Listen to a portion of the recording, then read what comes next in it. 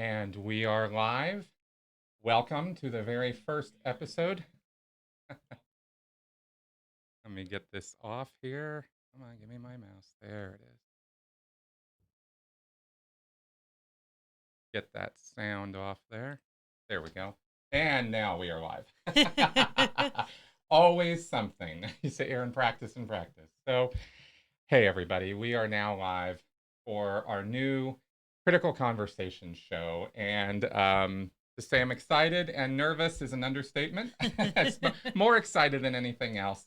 Live streams are always nerve-wracking in so many ways um, because you don't know what could possibly go wrong. But it looks like we are good. Sound is good. Thank you very much for confirming that for me, Jeremy. And wow, we are on. Hi, Yes, we are. okay, so I am joined by my beautiful wife, Melissa. Oh, And so here we are. And I've prepared a little bit of stuff here as far as what, oh, yeah, there's the comment stream showing up on there too. Let me go ahead and see if I want to turn that off because I don't think that's supposed to be there. Is that? Let me technical just. difficulties. Yeah, exactly. 1 second, please.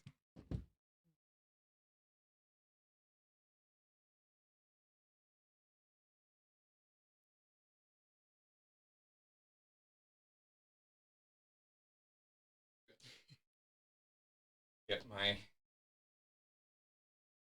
graphics abilities honed there because, like I said, you every time you think you're anticipating everything, maybe not. Maybe not. All right. Anyway, so welcome to the show. And with all the little kinks worked out and everything, I think we're good to go. So, this is going to be a new show that's going to post every week, we're planning on doing it every week. We're right now planning on doing it on Wednesday evenings at this time, 7 o'clock. Yep. Is the plan. That way I can keep my Q&A show and my podcast on their current schedule without having to mess with that at all, and still bring you guys additional content. And let's see, as far as how I envision this show going, I'm sure it's going to change and evolve over time as we go here. Oh, yeah. But I think that we're going to basically sort of start the show on a theme of some kind or a subject of some kind, talk about stuff, and then see what comes in terms of calls or input from you guys. And that could take the thing in a whole different direction. So I'm not committed to, okay, the show has to be about this or it has to be about that, from week to week. It can just be about whatever comes up. And on that, I was thinking, as far as we could really talk about just about anything. Oh, yeah. But I think we want to circle around critical thinking, cults and manipulation, propaganda, all that, of course, religion, big ideas, and perhaps current events as they are applicable. But I don't want to do a repeat of what happened with my podcast where I'm commenting on stuff before we, are able to have all the data. Right. And figure out what's actually going on. But, good stuff that we're basically good at talking about. Politics might enter into it, but it's not something I really want to particularly pursue, but I'm sure it's going to come up, especially now. But it's not particularly something I'm thinking is going to be a mainline focus. And, and we might also talk about movies and stuff, because that's always fun. I'm down. Yeah, nothing contentious about movies. Big eye roll. I know, right? Right, but we'll see if we can do that. And the most important thing, and the thing that I really want to do with this, is have fun. I want to have fun with this, and I want all of us to have a good time.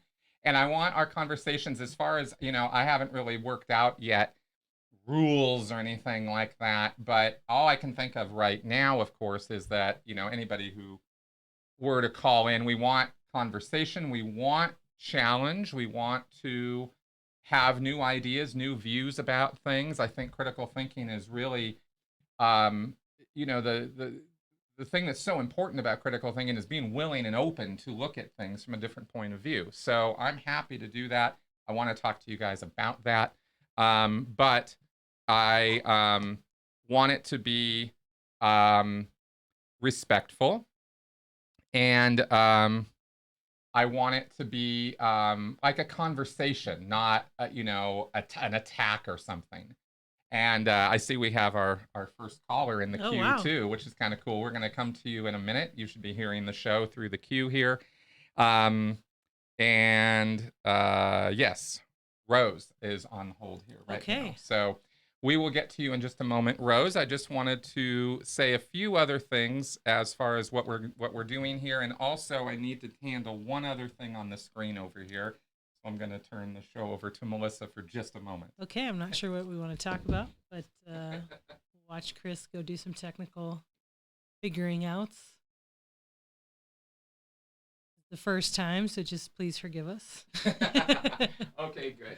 I wanted to get back to seeing the comments because we've had a couple super chats, and I knew I was going to miss those. Thanks, Couch, and I see that we've had a couple. Wow, those are awesome super chats, actually. Thank you very much, folks, Oh, for those. wow, yeah.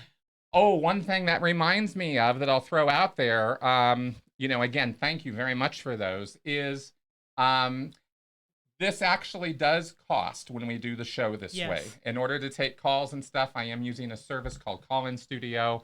So that's kind of a thing. I'm not going to hit you guys up every 5 minutes or anything, but I do want you to know that's this is an NPR. Yeah, but that is a that is a factor here. This equipment is kind of new because I could not do it without this stuff. I was kind of amazed.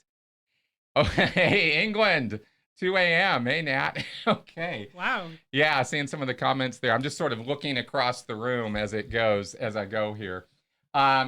Anyway, so your donations are certainly encouraged as we go along here. So let's try to. Oh, hey, Teresa, thank you very much for that. Wow. And we're gonna also be getting some on-screen alerts when those things happen too. I just turned it off because I had it combined with the chat window, and anyway, just setting stuff up. But we'll get those up on the screen too. You guys are gonna like some of those alerts when they pop up. Fun little pictures. Yes, I got little zombies and things. All right, so this being a call-in show, I do have some stuff to talk about, but let's go ahead and get into this and see. Let's see about taking our first call let's see what here. Rose has to say. And then we will go from there. So, okay, hitting the talk here. Rose, are you there? Hello? Hear me? I can hear you. Can you hear me? I'm good. Excellent. Well, welcome to the Critical Conversation Show. You are our very first caller. I know. I'm very excited, and I'm surprised actually that I'm the first one. Oh, you're not hearing it through there? Oh. Huh. Okay. I'm hearing her. Oh, okay. Okay, yes, I'm here. Sorry, for some reason Melissa's not hearing you through the headphones, but I'm hearing you. So we'll have to figure what that's all about. You mentioned here that the topic is Donald Trump and his method of using cults-like behavior toward his followers. Right. Cool. And Sorry. uh-huh. Go ahead. Oh, yeah. So I was remembering I think there was a video where you were talking about how cult leaders will, after a while, I guess, kind of show some contempt for their followers in a way. And can you hear me? Yes, I can. Okay. So cult leaders will kind of grow contempt for their followers over time. I remember you talking about stuff that happened with Hubbard. Mm-hmm. And sorry?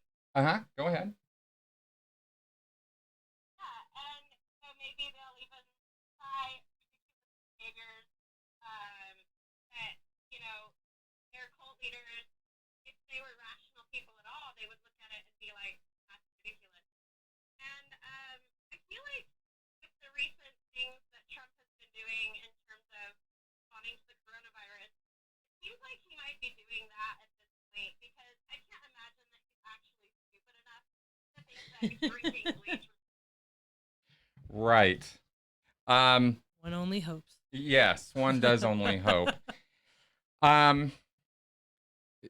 Stupid is definitely. Oh yeah, yeah. I'm gonna have to hold the phone up to the microphone. I think is what we're doing here now. This is not supposed to be how this goes. The phone's supposed to be going through the mixing board. Sorry, so guys.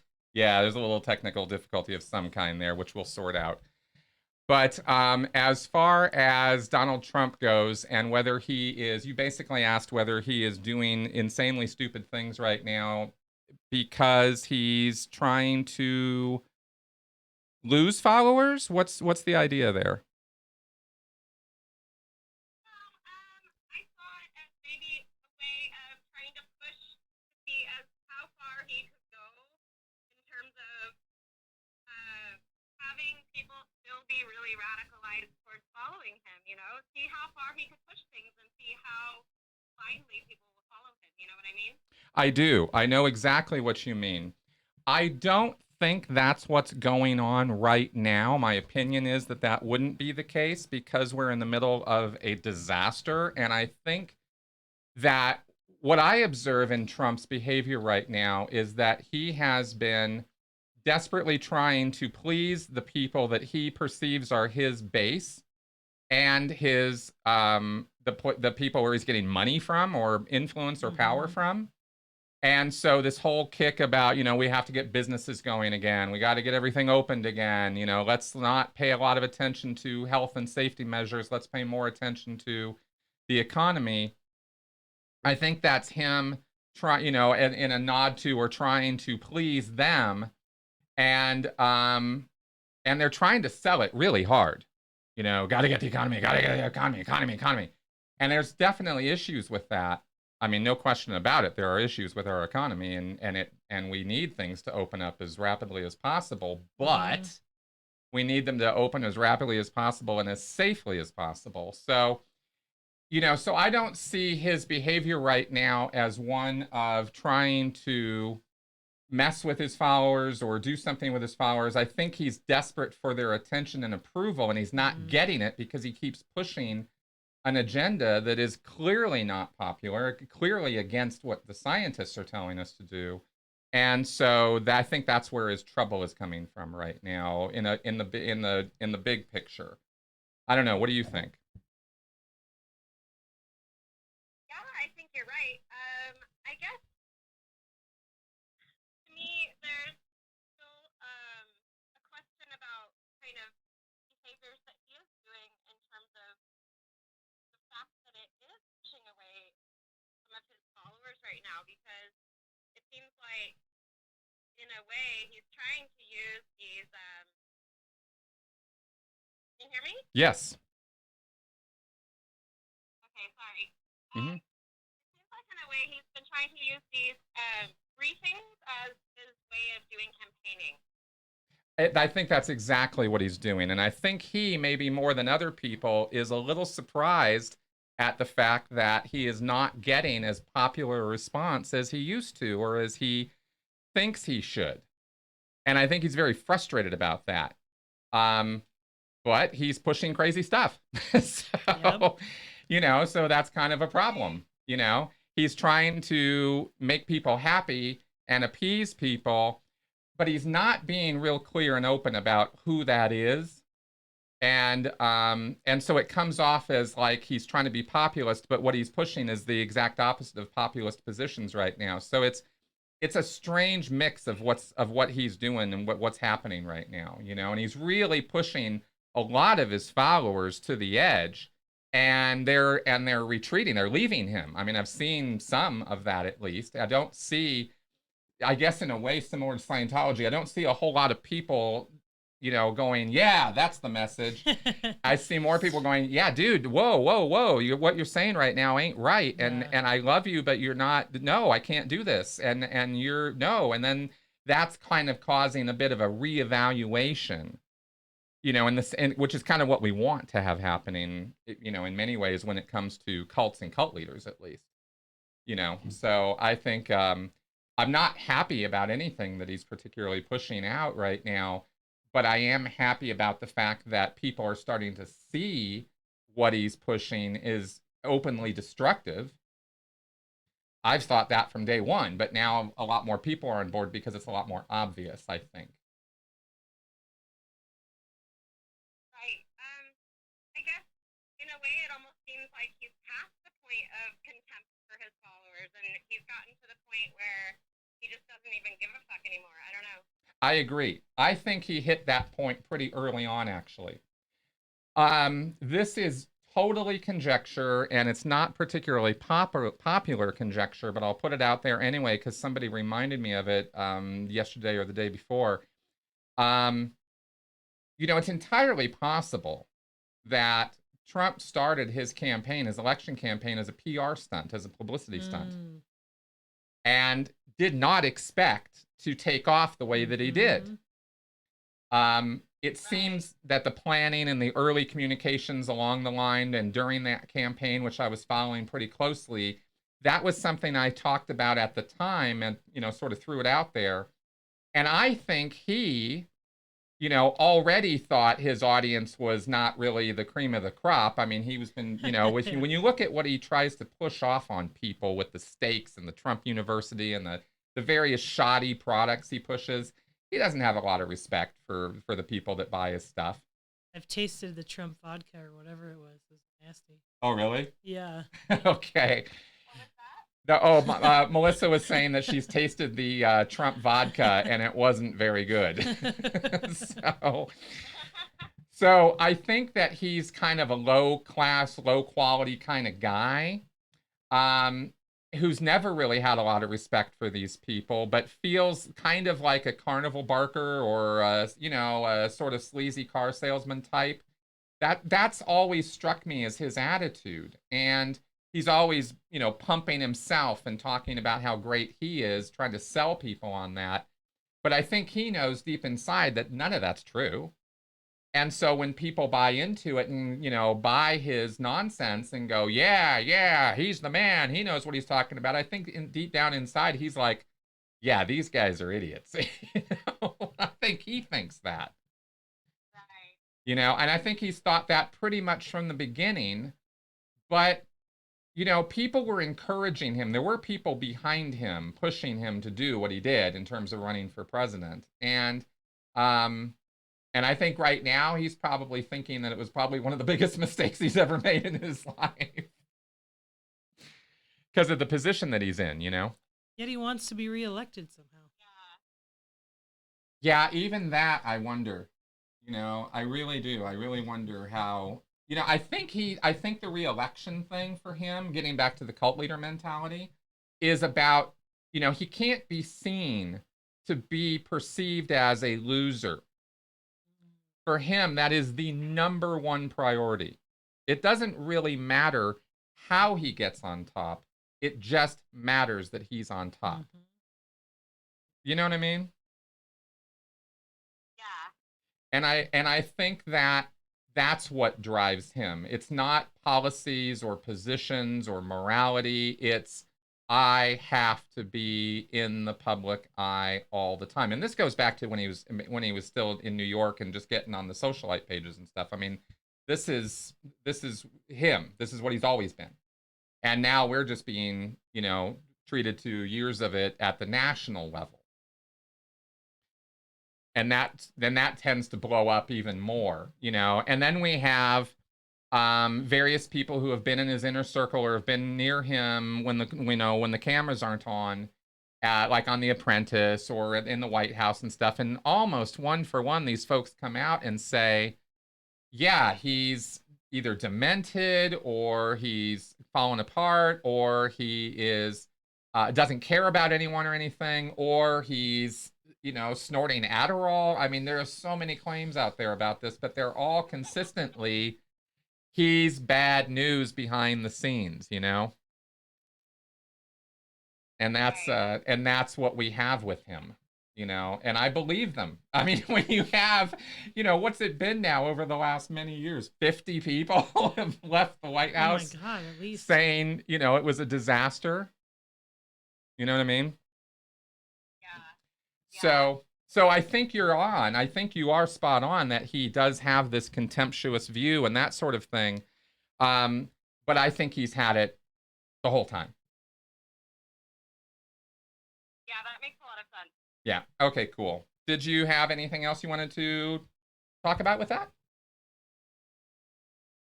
Not really, no. Oh, I'm just happy to be your first caller. I have a lot of videos I've watched here that I've really enjoyed. awesome. Well, thank you very much for being Yeah, our so first thanks caller. for what you're doing. Thanks so much. Thank you. Bye bye. Okay. Take care.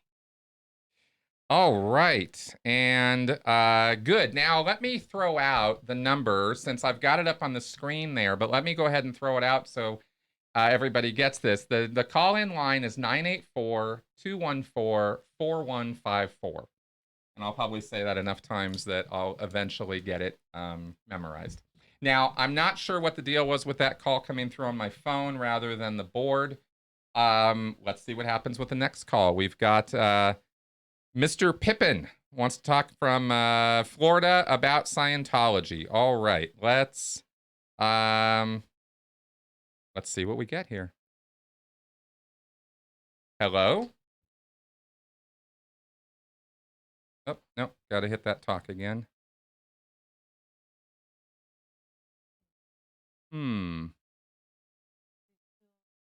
Okay, I just think I needed that. There we go. Okay, Mr. Pippin? Hey, man. Okay, you're on the air here. Oh, howdy. Howdy. What's up? All right. Well, I had a question about Scientology, Uh-huh. and I was wondering. I know you've spoken about that before, but I can't help but think, what if somebody just would assassinate David Miscavige today? What would happen? If They would somebody lose were their to mind, assassinate him, yeah. like he was okay, so if he were to die a I'm violent saying, death. not violence, but just drop dead one. Oh, okay. So it doesn't have to be somebody killed him. It could be he just drops dead of a heart attack or something too. Right. Okay. I don't condone any violence. Right. Yes, neither do I. And I was going to make that I'm going to make that super clear that I would never promote for violence of any kind against him or any other Scientologist. Now that being said, if that were to happen, well, you know, I've always said the context of his death is going to matter a whole lot as far as what's going to end up happening with Scientology, right? Right, right. You know, if he's martyred, if he were like, you know, violently killed by somebody who was like down with Scientology, right? Then you know, then we'd have a martyr, and then we would have a situation where the Scientologists would get all riled up, and everybody would get more on purpose or more on, you know, the goal of Scientology and that kind of thing. And his name and likeness and all that would be used by the, you know, church leadership to pump up the volume and get more um, money, get more money in, because it's all about the money. At the end of the day, that's what it's about.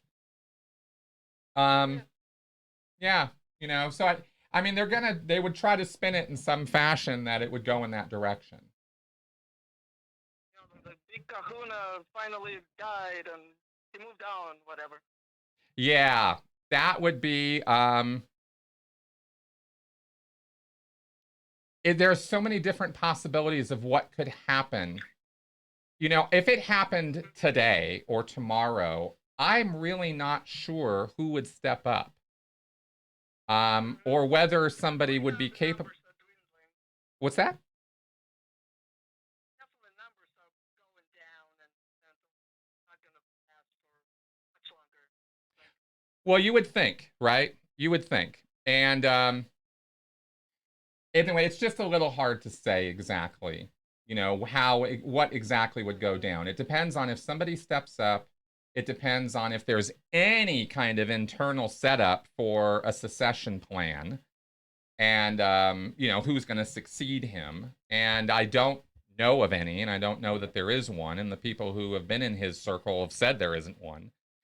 But things change, so it's possible that something could change and somebody is being primed to step up. But given Miscavige's character and how he acts, I don't think that's the case. I think the best possible chance we would have of Scientology just sort of imploding would be him just kind of, well, the best chance would be if he goes off to jail. That would be awesome. That would be amazing. Yeah, for something that that you had the clear-cut evidence of, irrefutable, nobody could deny it. The guy's in jail, right? Then you couldn't make a martyr out of him. Scientologists would still try, but it wouldn't be as effective if he was, Oh, they're gonna try hard. Oh yeah, for sure they would. But Okay, well, yeah. Thank you. Okay, you're welcome. Cool, man. You said hi. Oh, hi.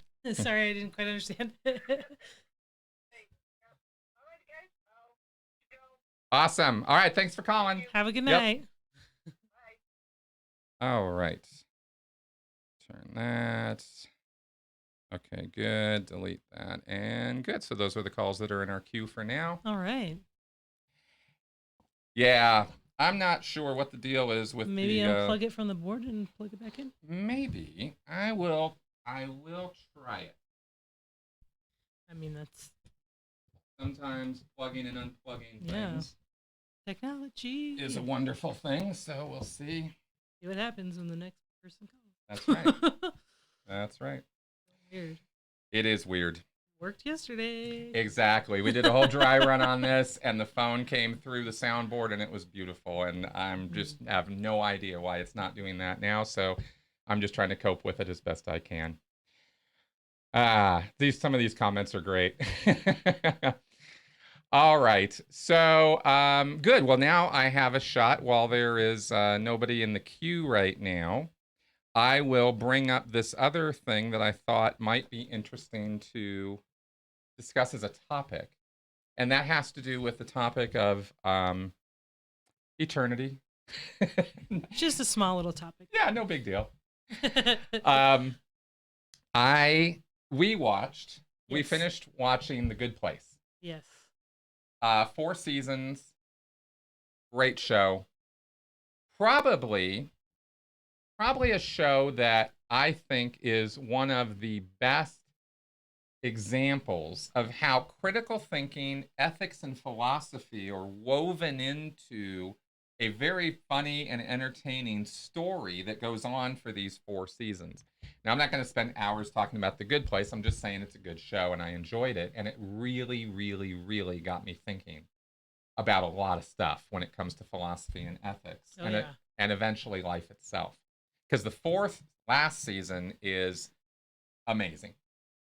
It really is. The 3rd season was a little rocky. I was kind of wondering a little bit where they were going, and I was a little concerned. But then they handled some things and got it right back on track, and the 4th season was amazing. But the reason I wanted to talk about this is not to talk about that show so much as to talk about some thoughts that I had that were directly related to my thinking and indoctrination from Scientology and my de-indoctrination from it. And you guys have been hearing me talk for a long time in my Q&A shows and in my podcasts about my view on death and life and spirituality, and whether these things are real. What is spirituality even mean?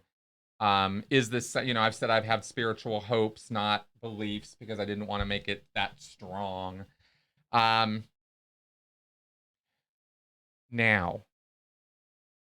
this death thing, though, has been a really big problem deal for me. And I know I'm not alone in this. I was reading on various social media platforms about how other people have the exact same kind of thinking I have had where when it has entered my mind sometimes, I have experienced what I can only describe as dread. This feeling of dread. And that's not a word I used ever to describe myself or how I feel. But dread is definitely the feeling that would come over me, the sinking feeling, this like, oh my God, and my life is going to end at some point, and it's going to be over, and there won't be any more, and that'll be the end of me, and oh my God, and it's such a downer, right? You know, and right now, of course, especially, we're facing a whole lot of death, and it's just really, ugh. Oh, the name of the show was The Good Place.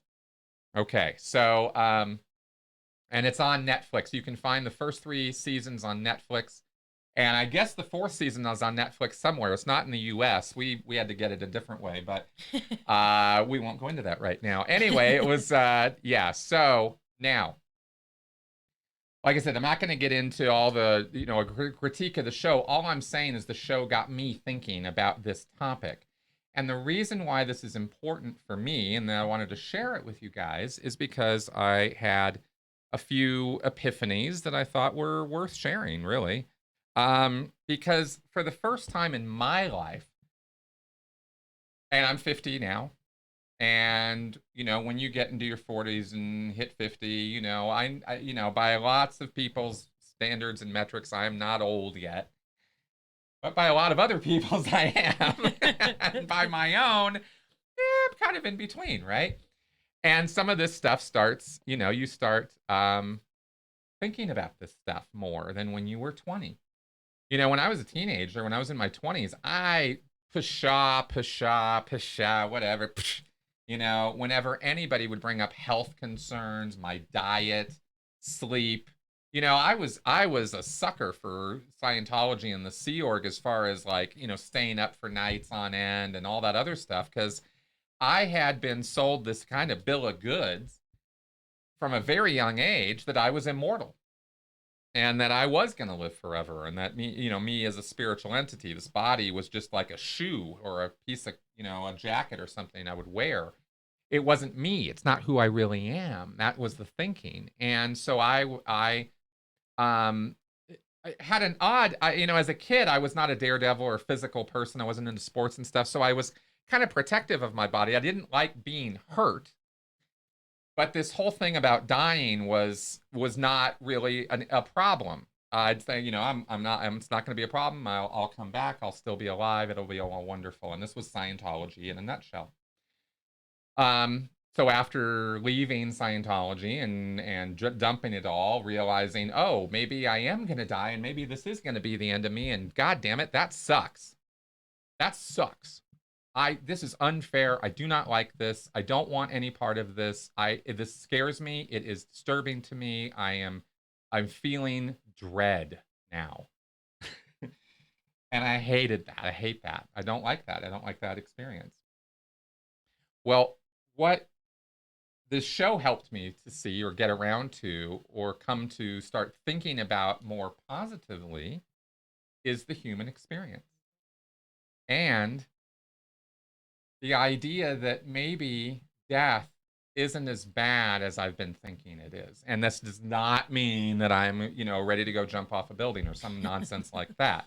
That's not what I'm talking about. I'm talking about an acceptance of my mortality. I'm not talking about an embrace of death. I'm not, you know, I love my life. I love my wife. I love you guys. I love what I'm doing. I'm not planning on, you know, I don't want any of give it up yet. Yeah, I don't want any of this to end anytime soon. But there's this lack of acceptance and denial that can occur that can be its own stressor and source of anxiety, right? And that is, that's where my head has been for the last many years. And it's been really uncomfortable, and I have not liked it.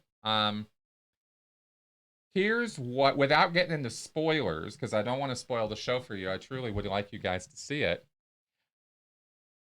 I think now that, well, what the show did for me is it invited me to take a good, hard, honest look at what immortality would actually look like for me as a human being. You know, with this understanding of life, because even if I die and go to the good place or whatever, the way the show presents itself is you're still basically you. Mm-hmm. Just in the afterlife.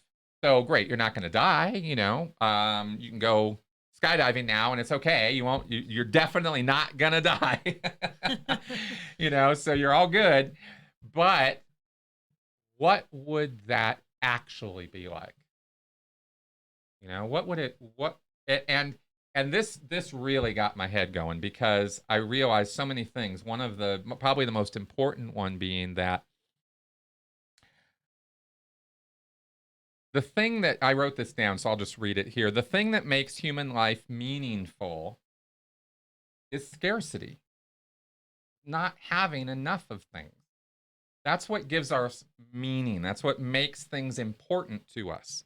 When we have as much as we want of anything, it doesn't mean as much and soon has no value at all. All you got to do is, give anybody too much of something and you quickly watch this happen. It doesn't even matter what it is. Right. Too much money, too many jewels, too much free time, too much leisure. These things that we strive for, think we want, love, give us pleasure, and they do, in excess, too much of it. And there's this sort of ugh that kind of comes over you. You know what I'm talking about, And that is the remedy of the scarcity. It's no longer scarce to you. Well, guess what? Now you're not interested in it as much anymore. Now it doesn't bring you as much pleasure anymore. Now it's not as meaningful anymore. This is what I mean by this and circling around to this, right? So, anybody who's rich can tell you money isn't what makes you happy. For those without money, we know that we have to have enough in order to get by. And for those of us who don't have enough, that's a stressor. That's a problem. So it's not an either or thing. It's not a black and white thing. It's a spectrum, like everything. Always going back to those spectrums. But so too little money can also cause you unhappiness. But I'm concentrating on the other end of the spectrum here right now. And anybody knows, and we see this in the world of celebrities, in the world of fame, in the world of business on Wall Street. You see people who have too much money. Oh yeah. And they're not happy people. I mean, shit, Jim Carrey will tell you all about it. That's why they keep getting more and more powers, because they got to do something. Yeah, well, there is that. There is that. Unless, of course, you have a little bit of a mania about it. Mm-hmm. In which case we all acknowledge, I think there's something a little off about that. Yeah. There's something wrong with that guy, Yeah. right? So anyway, so you can have that kind of thing manifesting. But basically, it's our scarcity of time, I think, at least for me, that might be one of our, if not our biggest concern, is we don't have enough time. And this is where the meaningfulness comes in for me. And this is what I was starting to examine, is that, life is too short for all of us, or at least a lot of us. I mean, and we all have things we want to accomplish, goals we want to achieve, but we know we don't have time for all the things that we want. And it's the choosing of what we're going to do and what we're going to invest our time in that determines what our life path is and what our satisfaction is from that. And I really am not trying to sound like a guru. I'm telling you what I realize for myself. And I'm saying that I think that that's a more broad general truth. And it was a real big deal for me because now I feel like I've got for the first time, I've got a glimmer of what it would look like to be okay with my own mortality. And that's something very, very new for me. So I thought that would be a way of throwing something out there for you guys that you might get something out of too. And it's definitely put me, I realized that the other thing about that show, The Good Place, is it's a double entendre because now I'm in a good place. And it ain't heaven. But I thought I'd throw that out there. All right. Now, that all being said, we're still looking for somebody in our queue, by the way. So if you are interested in calling and talking about this or anything, please do give us a call at 984-214-4154. And we'll see if we can't see what's what there. But all right. what did you think about all that stuff. Because we haven't talked about this a whole lot. Because I said I'm going to save it for the Yeah. show. So now that I've said all that, what do you think?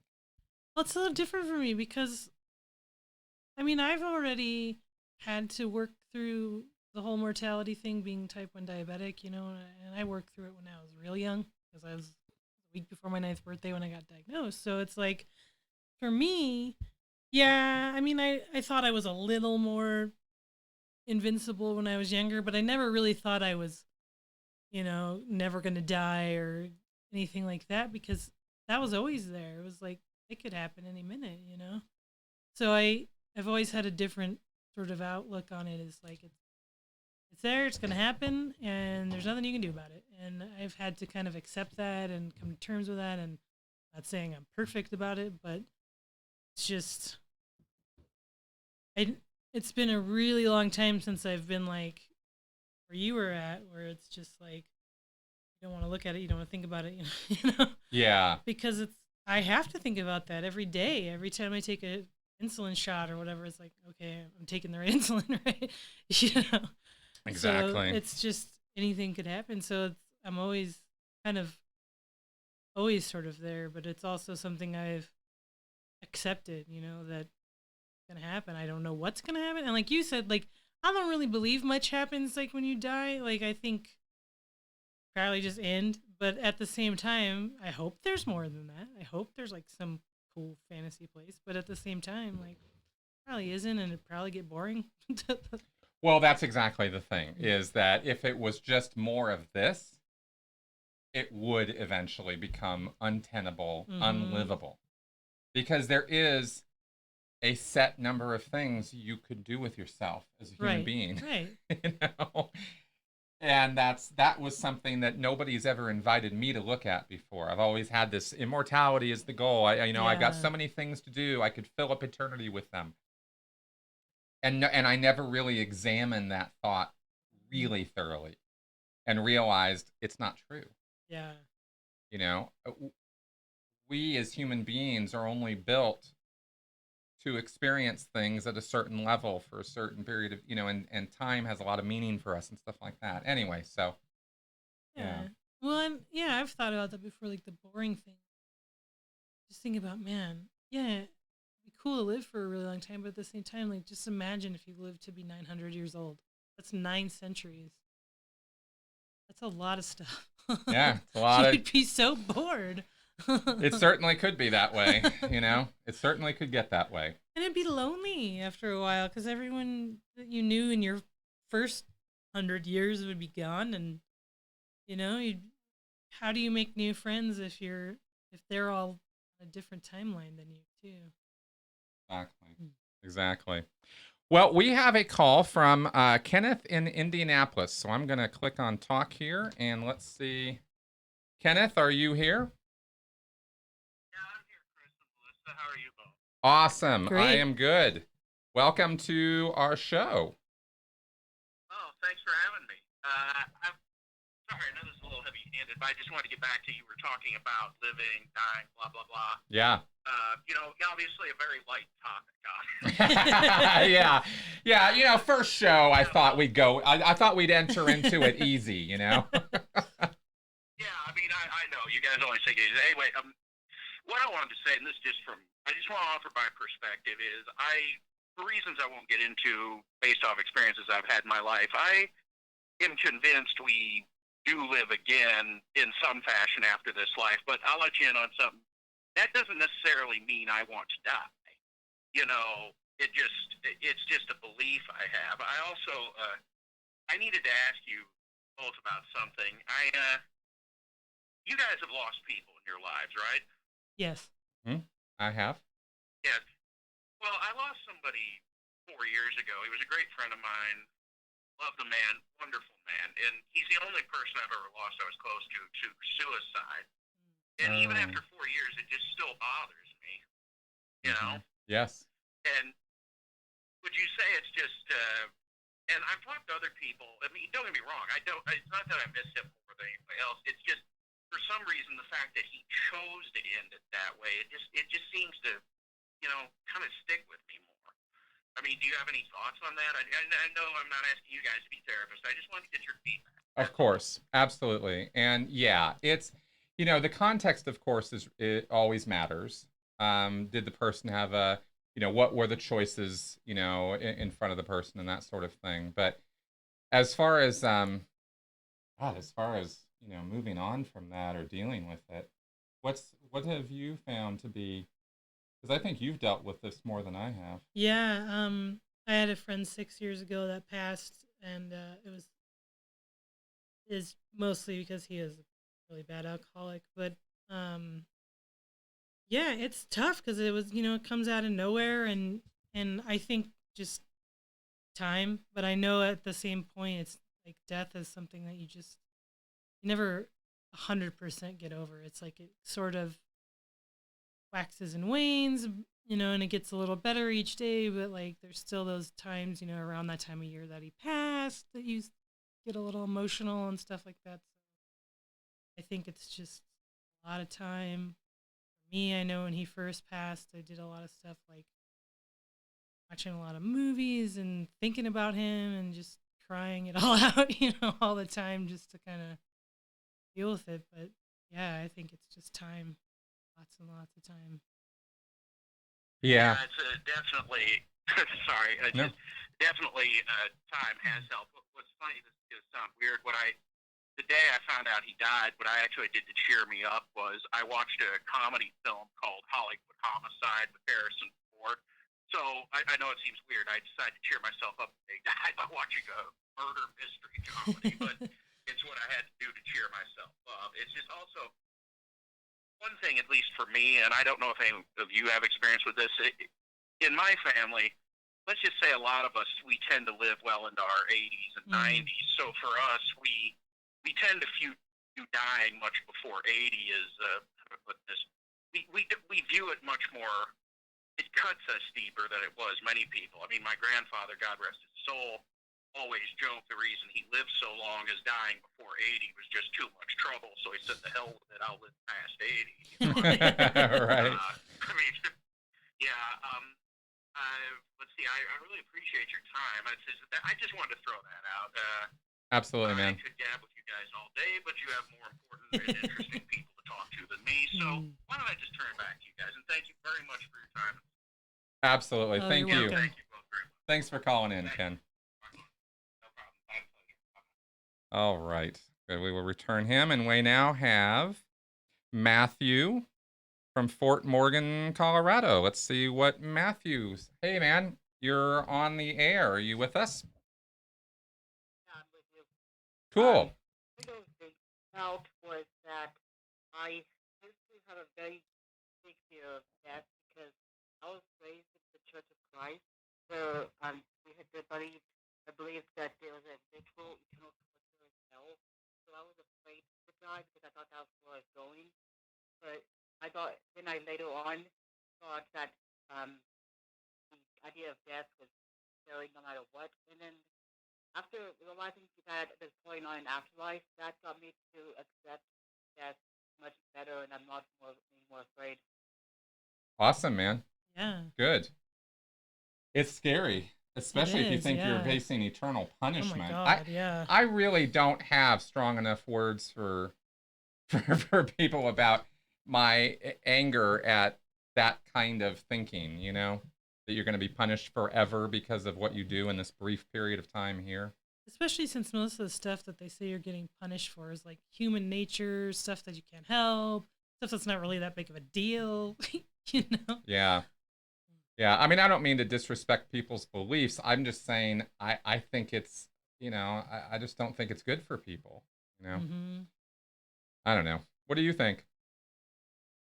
Yeah, when I tell people how eternal torture is, I tell them that to imagine if they got they got 1,000,000 years of punishment for every sin they committed, and even that won't be even close to how long eternity in hell would be.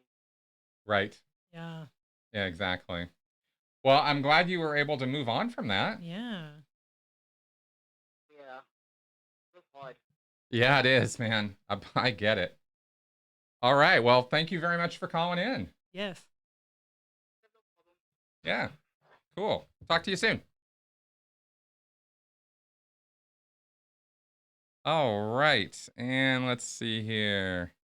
Return to queue and Yeah, I know. I'm gonna delete that one. Learning how to use this little call screener guy here. Yeah. And okay. Oh, and that was Ken. Okay, good. So let's delete that one. And okay. Tim in Hakkasan, how is it helpful to know what a person thinks about as they are? Okay, well let's see what we got here from St. Paul. Okay. Hi, you're on the air here. Is this Tim? No. No, I think it's Ann. Oh, Ann. Okay. Yeah, I'm No from problem. St. Paul, Minnesota. Cool. Well, welcome to the show. If you want to turn down the speaker a little bit so we don't have... Okay. Yeah, thank you. Hang on a second. Awesome. All right. So, well, how can we help you today? You wanted to talk about... Well, actually, I wanted to tell you something. Yeah. You know, if you have a question about death, then a really good place to go is to a person who deals with hospice, because my mom and dad both passed away from, you know, old age, and they both had cancer, but hospice nurses see the same thing in death over and over and over and over again. The same exact thing, well, not exactly the same, but Right. a lot the same things, so that death, yeah, I think death is worse for the person left behind than it is for the person that's dying, because they kind of like prepare their mind for wherever they go. Right. Whatever Right. that is they're going, you know. Totally. I think it's worse for the people that are left behind. Yeah, I agree. that's definitely true. She's for those who haven't been able to hear, she's talking about hospice and recommending that we talk to people or relate with people who work in that industry in terms of dealing with or talking about death. And we've actually gone to death cafes here locally through our secular group. Right. And I've been to a few of those. And one of the people who works, who organizes that, actually does do hospice work and end of life counseling. And I also have another friend who I've known for years here in Denver, who also does end of life work with and hospice work with people. So I agree. These are good people to know, and the most meaningful and useful conversations I've had on the subject over all this time was with those people. So you're spot on about that. Do you think that it's kind of neat how is there so much similarity in death between patients, you know, between people? Because it seems like to my mom and dad anyway, they're like preparing themselves for the journey, like we prepare for birth. Yeah. They prepare for death, you know, and we have no idea what they're thinking about, or you know what's going on in their head, and how they kind of wait sometimes for, you know, what you learn. And sometimes they wait for certain events to happen before they finally leave us.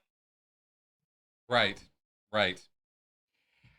Yeah, it's just a difficult topic all around, you know, and especially for those who are left behind, I suppose. I wish I had better words for this subject matter. I know, right? It's just I feel like I'm just easing into, you know, and talking about the difficulties with dealing with end of life for the living and for those who are on their way. I guess I'm just feeling calmer somehow about it. You know, I don't know how else to put it. I'm not feeling wonderful about it. I'm just feeling a little calmer. And I'll take that right now as a step forward, as a gain, you know. And you know, being a Scientologist thing really quick. Yeah. Being you were a Scientologist before, Yep.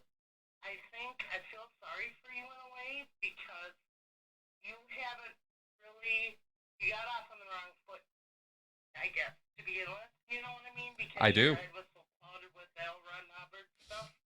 Yes. And I feel sorry that you didn't believe in something other than L. Ron Hubbard. Because if you would have believed in anything else, maybe you wouldn't be questioning so much now. Maybe so. Maybe that's true. And thank you for that. And with that, I think we're going to start wrapping up. Thank you very much for... Thank you. Goodbye. Yeah, thank you. Have a good night. All right, let's try dropping that. And good. All right, and then let's delete it. Good. Okay, and those are the calls we're going to take today because I want to get this thing fixed so you guys can hear what the callers are saying too. This was meant to be that you guys could hear them as well, and it really bugs me that you can't. So, all right. So with that, I think we're going to move toward wrapping the show up. I got to say all the things I kind of wanted to say. Did you have anything else you wanted to add? No, I think I'm okay. Okay. Well, this was our premiere show, working out kinks, figuring stuff out, and we will get this phone issue resolved somehow because I'm not sure what the hell is going on with that. But we did it. We actually did receive calls. We did deal with people. And we did this live stream, and it was fun. And there is another awesome super chat. Thank you, Preacher1138. Yeah, awesome possum. This was good. This was worth putting the time and effort into doing this. And it is going to get better as we go.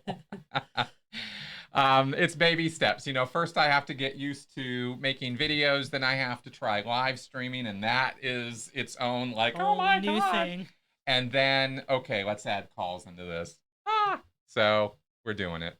So with all of that being said, let's go ahead and wrap up now. Thank you very much for you guys coming around.